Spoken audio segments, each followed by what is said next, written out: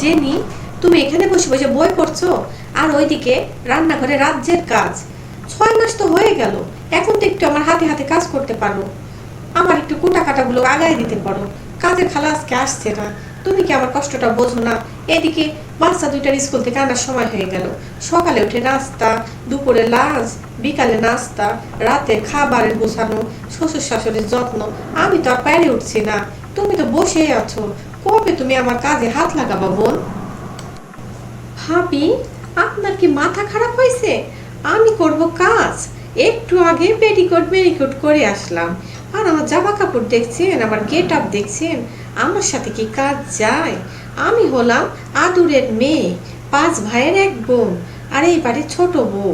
আমার দ্বারা এসব কাজ কাম হবে না।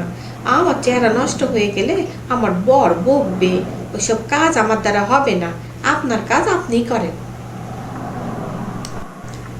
আর রুমের কি অবস্থা করে রাখছো? রুমের এখানে ওইটা পড়ে ওইখানে, নিজের রুমটা তো অন্তত গোছাতে পারো। এইটাও কি কাজের লোক করে দেবে নাকি? এত করলে তো হবে না বোন। শ্বশুর বাড়ি একটু তো কাজ কাম করাই লাগে। বাপের বাড়ি কি করছো না করছো ওইসব দেখার বিষয় না, শ্বশুর বাড়িতে একটু কাজ তো করাই লাগবে। দেখেন ভাবি, আপনার এত নাক গলাতে হবে না। আমার রুম আমি ঘর না গোয়াল ঘর বানাবো সেটা আমি বুঝবো। আমি কেন কাম করতে যাব?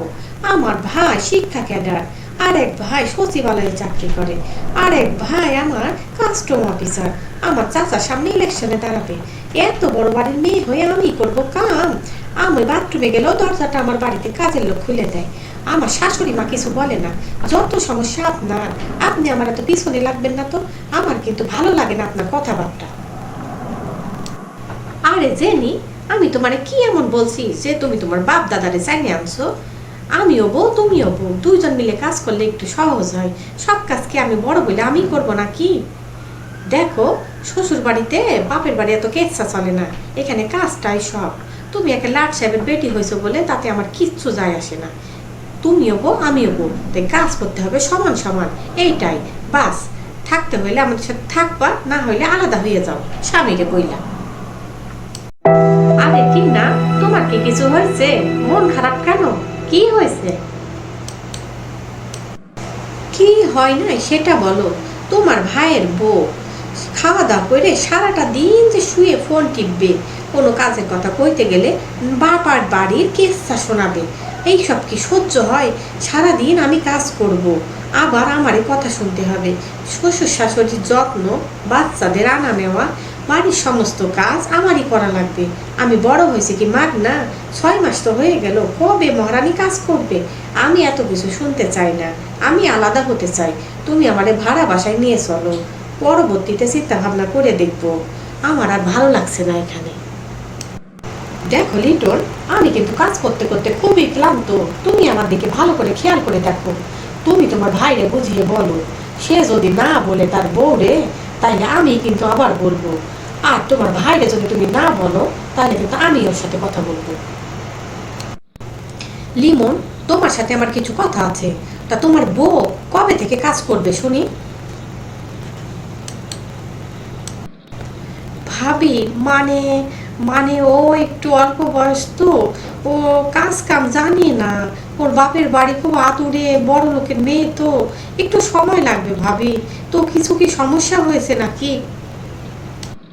দেখো ভাই, তোমার বউ যদি কাজ কাম করতে না পারে, তাহলে বাপের বাড়ির থেকে 2-3টা কাজের লোক আনতে বলো। তার কাজ আমি করতে পারবো না। আর তোমার বউ যে 2 দিন পর পরই বাপের বাড়ির এত উজির নাজির মন্ত্রী নিয়ে কথা বলে, এইসব তো আমার শুনতে ভালো লাগে না। শ্বশুর বাড়িতে এসব চলে না। শ্বশুর বাড়ি হলো কাম কাজের জায়গা, এখানে কামটাই হলো আসল।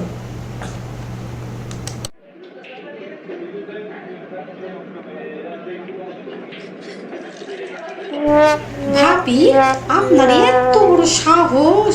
আপনি আমার স্বামীর কাছে আমার নামে বিচার দেন, আমার বাপ মার নামে জমিদার নিয়ে কথা বলেন। এত সাহস আপনি কোথায় পান? আপনার পরিবার সম্পর্কে আমি বুঝি জানি না? আপনি তো আপনার বাড়ির টাকা চুরি করে পরিবারে টাকা পাঠান, সেই টাকায় ওরা চাল কিনে খায়। এত বড় ফুটানি! আমি কাজ করি না কি করব না সেটা আপনার কৈফিয়ত দিতে হবে। হ্যাঁ, এত সাহস আপনি কই পান? কি বললে তুমি?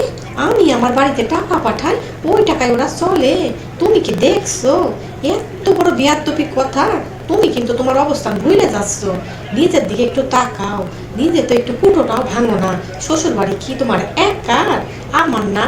আমি একটা কাজও করবো না। আর এই বাড়ি যদি আজকে আমি আলাদা না করছি না, তাইলে আমার নামও টিনা না। তুমি দেখো আমি কি করি। আরে যান যান, কত দেখলাম আপনার মতন। আপনি একটা কুটনি মহিলা। আমি কোনো কামই করুম না। আমার শাশুড়ি আমার বড়লোক বাপরে দেখা কোনো কথাই বলে না। আমি কাম কাজ করে আমার হাত পা নষ্ট করবো, তাই না? আর আমি কি আপনার মতন এরকম শাড়ি পেন্দাতে পারি নাকি? আমি হলাম বড়লোকের মাইয়া। আমার স্ট্যাটাস দেখছেন? হ্যাঁ, আপনি কে শুনি এবারে ভাগ করার? আপনার যা ইচ্ছা আপনি তাই করেন। ভাবি, আপনার কাছে একটু চাল হবে? ভাত বসাতাম। মেয়েটা আমার কালকে থেকে কিচ্ছু খায় নাই। কবে থেকে একটু হরলিক্স খেতে চাইছে, টাকার অভাবে হরলিক্সও খাওয়াতে পারছি না। একটা টাকাও হাতে নাই। আপনার দেবরের চাকরিটা যে কবে গেল। এত চেষ্টা করছে, একটা চাকরিও পাচ্ছে না। আমাদের খুব অভাবের সংসার। দিন আনে দিন খাওয়ার মতন। কেউ যে একটু সাহায্য করবে তাও নাই। খুব কষ্টে আছি ভাবি। হ্যাঁ বেটি না, এই নাও চাল, যায় রান্না বসাও। আর এখানে 20টা টাকা আছে। এই টাকা নিয়ে যেয়ে বাবুরে হরলিক্স কিনে দাও। তোমার যখন লাগবে আমার কাছ থেকে নিয়ে যাও বোন। তা তোমার এই অবস্থা, তোমার বাপের বাড়ি তো সব মন্ত্রী উজির নাজির, তারা কোনো সাহায্য করছে না। তখন থেকে টাকা পয়সা পাও না। তোমার বাপের বাড়িও তো তুমি জমির ভাগ পাও, সেইটা নিয়ে এসেও তো দিনটা ফিরাতে পারো।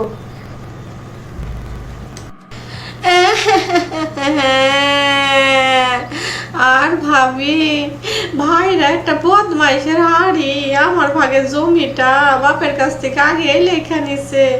আমি কিভাবে ওদের বিরুদ্ধে মামলা করব? আমার তো সহায় সম্পদ কিছুই নাই। আপনার দেবরের চাকরি নাই। আর আমি সাইজা গুইজা যত টাকা পয়সা খরচ করছি, ব্যাংক ব্যালেন্স আমাদের পুরাই জিরো। এখন একমাত্র মেয়েরে নিয়ে খাওয়াইতে পারছি না। চলাচল করবো কিভাবে ভাবি? আরে থামো জেনি, থামো। তোমারে দেখে সত্যিই খারাপ লাগছে, কিন্তু কি আর বলবো। অহংকার করা এত ভালো না। নিজের যোগ্যতা না থাকলে ভাই কিংবা চাচার অর্জন দিয়ে তেমন কিছু লাভ হয় না। নিজের যা আছে তা শুধু নিজেরই, আর পরের যা আছে তা পরেরই। পরের জিনিস কখনোই নিজের হয় না। এটাই সত্যি, এটাই বাস্তবতা।